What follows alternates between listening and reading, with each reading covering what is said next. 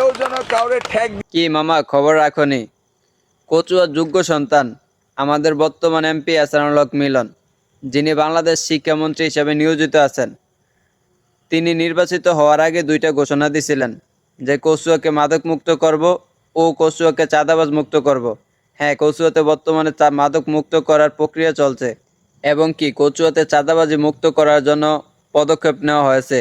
আজকের এই ভিডিওটা সম্পূর্ণ দেখেন এবং কি যোগ্য ব্যক্তি হিসাবে নিজেকে পরিচয় দেওয়ার জন্য সবাই ভিডিওটা শেয়ার করে দিবেন। ট্রাক এবং বাস থেকে আজ থেকে এটি বন্ধ হয়ে গেছেন এবং এটি বন্ধ করে দিয়েছেন কচুয়ার এমপি শিক্ষামন্ত্রী ডক্টর আদম এহসানুল হক মিলন। আমরা জানি, আমরা এই গাড়িটাকে জিজ্ঞেস করবো উনি টোল দিয়েছিলেন কিনা। আপনারা কি জানেন পুরো টোল উঠানো বন্ধ? আজকে কি এই জায়গায় কচুয়া পৌরসভায় আটকাইছে? আজ থেকে কচুয়া পৌরসভার সকল টোল উঠানো বন্ধ। অতএব শুধু কচুয়া না, হাজীগঞ্জ আমরা দেখছি যে এমপি মহোদয় বলছে সামনে থেকে কচুয়া হাজীগঞ্জ কমপক্ষে যিনি টোল চাইবেন কখনো টোল দিবেন না।